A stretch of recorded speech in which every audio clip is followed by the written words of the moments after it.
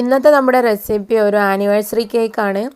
Oven ഇല്ലാതെ വളരെ easy ആയിട്ട് തയ്യാറാക്കിയിട്ടുള്ള ഒരു ആനിവേഴ്സറി കേക്ക്. ഇന്നലെ ഞങ്ങളുടെ 10ാം വിവാഹ വാർഷികമായിരുന്നു. അതിനുവേണ്ടി ഞാൻ റെഡിയാക്കിയിട്ടുള്ള കേക്കാണ്. നമുക്ക് നോക്കാം ഇതെങ്ങനെയാണ് റെഡിയാക്കിയിട്ടുള്ളതെന്ന്. അപ്പോൾ ഇതിനായിട്ട് ഞാൻ 4 എഗ്ഗ് എടുത്തിട്ടുണ്ട്. അതിലേക്ക് 1/2 കപ്പ് പഞ്ചസാരയും 1 ടീസ്പൂൺ വാനില എസൻസും ചേർത്ത് നന്നായി ഒന്ന് ബീറ്റ് ചെയ്തെടുക്കുകയാണ്. നല്ല ഫ്ലഫി ആയിട്ട് സോഫ്റ്റ് വീക്കായിട്ട് വരുന്നത് വരെ ഒന്ന് ബീറ്റ് ചെയ്തെടുക്കണം. ഇപ്പോൾ ഇതിവിടെ നന്നായി ബീറ്റായിട്ട് വന്നിട്ടുണ്ട്. ഇനി നമുക്ക് ഇതിലേക്ക് ഡ്രൈ ഇൻഗ്രീഡിയൻസ് ഒക്കെ ചേർത്ത് കൊടുക്കാം. ഇതുപോലെ നന്നായിട്ട് പതഞ്ഞ് വരണം, എന്നാലേ കേക്ക് നല്ല സോഫ്റ്റായിട്ടിരിക്കുകയുള്ളൂ. ഇനി ഇതിലേക്ക് 1 കപ്പ് മൈദയും 1 ടീസ്പൂൺ ബേക്കിംഗ് പൗഡറും ചേർത്തിട്ട് കുറേശ്ശെ ആയിട്ടൊന്ന് മിക്സ് ചെയ്ത് കൊടുക്കുക. അത് മിക്സ് ചെയ്യുന്നതിൻ്റെ കൂടെ തന്നെ അല്പായിട്ട് 1/4 കപ്പ് ഓയിലോ അല്ലെങ്കിൽ മെൽറ്റഡ് ബട്ടറോ ഏതായാലും കുഴപ്പമില്ല, രണ്ടിലേതെങ്കിലും ഒന്ന് കുറേശ്ശെ ആയിട്ട് ഇതിൻ്റെ കൂടെ തന്നെ മിക്സ് ചെയ്ത് കൊടുക്കാം. ഒരു റൗണ്ട് ഫ്ലോർ മിക്സ് ചെയ്യുമ്പോൾ നെക്സ്റ്റ് ഒരല്പം ഓയിൽ മിക്സ് ചെയ്ത് കൊടുത്താൽ മതി. അങ്ങനെ ചെയ്യുമ്പോൾ നമ്മുടെ ഈ എഗ്ഗ് ബീറ്റ് ചെയ്തതിൻ്റെ ആ സ്ട്രക്ചർ നഷ്ടപ്പെടാതെ തന്നെ നമുക്ക് ഓയിൽ അതിനകത്ത് മിക്സ് ചെയ്തെടുക്കാൻ പറ്റും. അപ്പോൾ നല്ല കേക്ക് നല്ല സോഫ്റ്റായിട്ട് കിട്ടുകയും ചെയ്യും, മോയ്സ്റ്റും ആയിരിക്കും.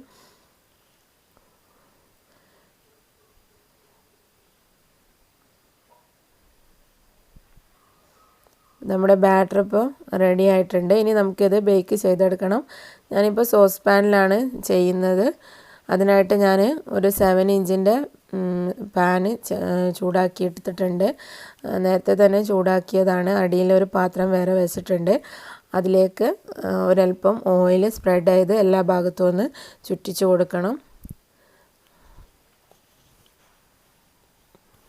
വളരെ കുറച്ച് ഓയിൽ മതി, കൂടുതലൊന്നും ആവശ്യമില്ല. നോൺ സ്റ്റിക്കിൻ്റെ പാൻ ആയതുകൊണ്ട് തന്നെ പെട്ടെന്ന് വിട്ട് വരും. ഇതുപോലെ തന്നെ ഒരു ഡയറക്റ്റായിട്ട് നമുക്ക് ഒരു പ്രഷർ കുക്കറിനകത്തും ചെയ്തെടുക്കാൻ പറ്റും. ഓവന് അല്ലെങ്കിൽ നമ്മൾ മണ്ണ് പിന്നെ ഉപ്പ് ഇതൊക്കെ ഇട്ട് ചെയ്യുന്നില്ല, അങ്ങനെയൊന്നും ചെയ്യേണ്ട. ഇങ്ങനെ ഡയറക്റ്റായിട്ട് തന്നെ പ്രഷർ കുക്കറിനകത്ത് ചെയ്തെടുക്കാം. എന്നിട്ട് ബാറ്റർ ഇതിനകത്ത് ഒഴിച്ചതിന് ശേഷം അടച്ചു വെച്ച് 20 മിനിറ്റ് ലോ ഫ്ലെയിമിൽ ബേക്ക് ചെയ്തെടുക്കാം. കറക്റ്റ് 20 മിനിറ്റിൻ്റെ ഉള്ളിൽ തന്നെ ഈ കേക്ക് റെഡി ആയിട്ട് കിട്ടും. അപ്പോൾ ഇതിവിടെ 20 മിനിറ്റ് ആയിട്ടുണ്ട്. ഇത് തുറന്ന് കാണിക്കാം നിങ്ങൾക്ക്.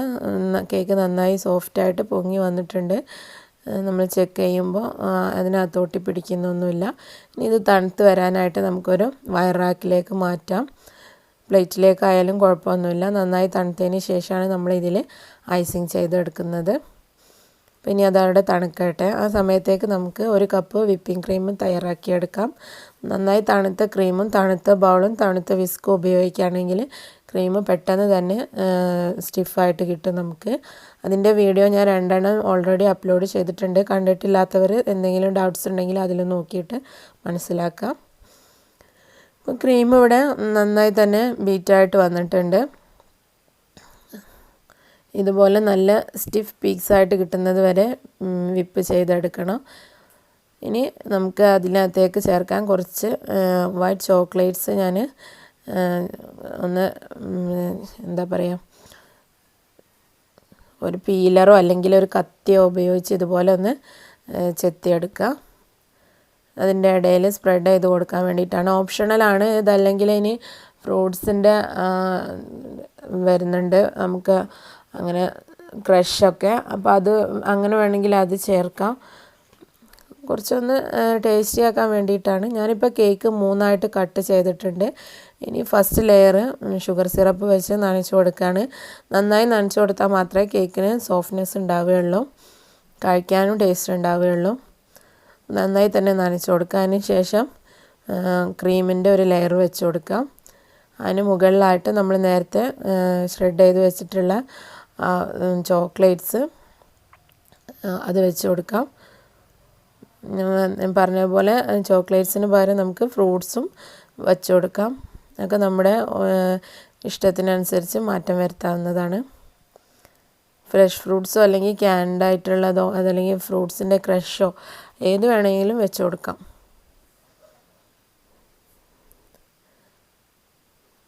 ഞാൻ 3ആയിട്ട് കട്ട് ചെയ്തതായതുകൊണ്ട് ഇവിടെ നമ്മൾ ക്രഷ് ചെയ്തെടുത്തിട്ടുള്ള അത് പകുതി ഇതിൻ്റെ മുകളിലായിട്ട് വെച്ച് കൊടുക്കുന്നുണ്ട്. എന്നിട്ട് സെക്കൻഡ് ലെയർ വെച്ചിട്ട് സെയിം പ്രോസസ്സ് റിപ്പീറ്റ് ചെയ്യുക. എന്നിട്ട് ഫൈനൽ ലെയർ വെക്കുക.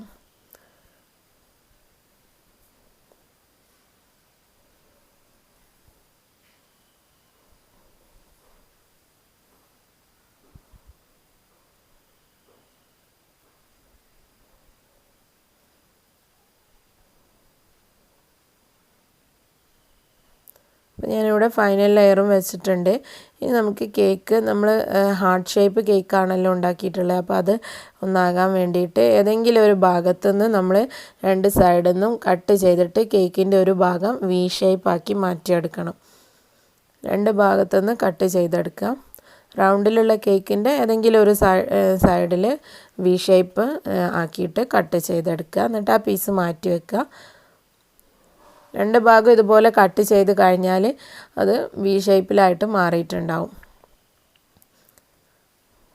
ഇനി പീസ് നമുക്കൊന്ന് മാറ്റി വെക്കാം. കട്ട് ചെയ്തിട്ടുള്ള അത് ഇത് അട്ടിയൊന്നും വീണ് പോവാതെ അങ്ങനെ തന്നെ ശ്രദ്ധിച്ചെടുത്ത് മാറ്റി വെക്കണം. ഇത് നമുക്ക് ഉപയോഗിക്കാനുള്ളത് തന്നെയാണ്.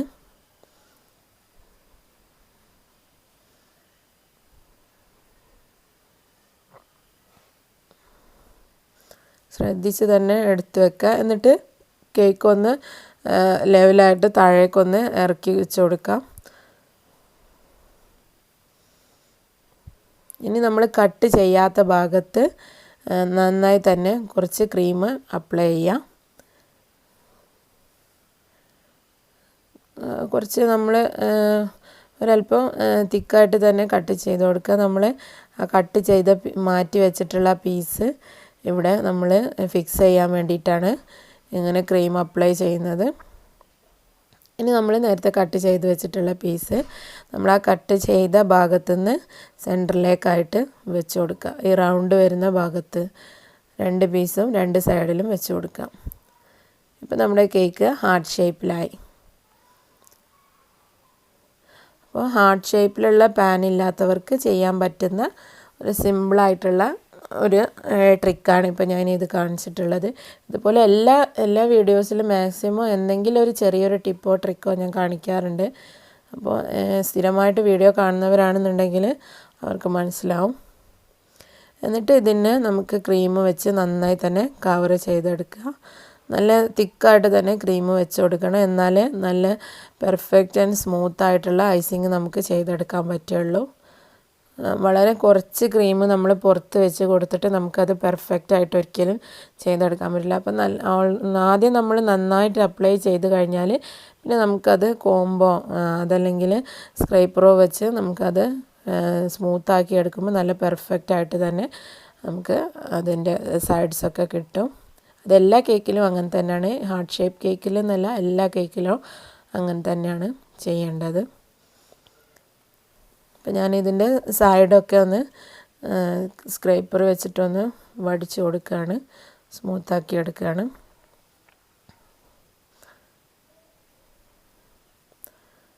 അപ്പോൾ ഇവിടെ ഞാൻ ഐസിങ് ചെയ്തെടുത്തിട്ടുണ്ട്.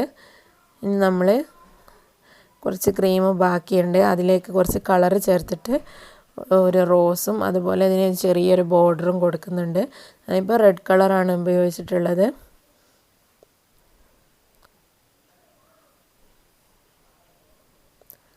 ഇതൊരു പൈപ്പിംഗ് ബാഗിലേക്ക് എടുക്കാം. ടിപ്പ് നമ്പർ 104 ആണ് നമ്മൾ റോസ് വരയ്ക്കാനായിട്ട് എടുക്കുന്നത്. റോസ് വരയ്ക്കുന്നതിൻ്റെ വിശദമായിട്ടുള്ളൊരു വീഡിയോ ഞാൻ ഇട്ടിട്ടുണ്ട്. ഇതിൽ ഞാൻ കാണിക്കുന്നുണ്ട് എങ്ങനെയാണ് വരയ്ക്കുന്നതെന്ന്. ഇപ്പോൾ എന്തെങ്കിലും ഡൗട്ട്സ് ഉള്ളവരാണെങ്കിൽ ആ റോസിൻ്റെ വീഡിയോ ഒന്ന് കണ്ടു കഴിഞ്ഞാൽ നിങ്ങൾക്ക് അതിൻ്റെ ട്രിക്സൊക്കെ മനസ്സിലാവും. എന്നിട്ടൊരു റോസ് വരച്ച് കൊടുക്കാം. കുറച്ച് വലിയ റോസാണ് ഞാനിവിടെ വരയ്ക്കുന്നത്.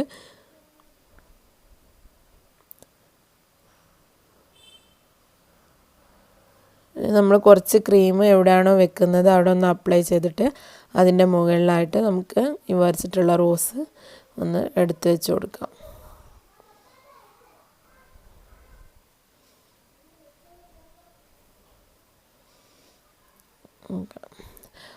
അപ്പോൾ ഇനി നമുക്ക് ബാക്കിയുള്ള ക്രീം ഞാനിപ്പോൾ വേറൊരു പൈപ്പിംഗ് ബാഗിലേക്ക് മാറ്റുന്നുണ്ട്. അതിന് മുൻപായിട്ട് ഒരു റെഡ് റിബണാണിത്. നമുക്കിത് വാങ്ങിക്കാനൊക്കെ കിട്ടും. ബേക്കറി സ്റ്റോറിലും ഉണ്ടാവും, അതുപോലെ ടൈലറിങ് മെറ്റീരിയൽസൊക്കെ വിൽക്കുന്ന കടകളിലും ഉണ്ടാവും. സിൽക്കിൻ്റെ റിബണാണ് അത്. ഇതിൻ്റെ നമ്മളെ കേക്കിൻ്റെ ബോട്ടം സൈഡിലൊന്ന് ചുറ്റി വെച്ച് കൊടുക്കുകയാണ് ഇതുപോലെ. ഇത് എഡിബിളൊന്നും അല്ല കേട്ടോ, അത് നമ്മൾ കട്ട് ചെയ്യുന്ന സമയത്ത് എടുത്ത് ഒഴിവാക്കിയിട്ട് വേണം കേക്ക് കട്ട് ചെയ്യാനായിട്ട്. ഇനിയിപ്പോൾ ഞാൻ ഇതിനകത്ത് റൈറ്റ് ചെയ്യാൻ പോവാണ്. അപ്പോൾ ഇത് ഞാൻ എടുത്തിട്ടുള്ളത് 100ൻ്റെ 0 ആണ് ടിപ്പ്. സൂപ്പർ ഫൈൻ റൈറ്റിംഗ് ടിപ്പാണ്. എൻ്റെ ഹസ്ബൻഡിൻ്റെയും പേര് തന്നെയാണ് എഴുതിയിട്ടുള്ളത്. അതേ ടിപ്പ് വെച്ച് തന്നെ ഞാൻ ഇവിടെ ബോർഡറിൽ ചെയ്യുന്നത്. സ്ക്വീസ് ചെയ്ത് റിലീസ് ചെയ്യുക, നമ്മൾ ഷെൽ ബോർഡർ കൊടുക്കുന്ന അതുപോലെ തന്നെ.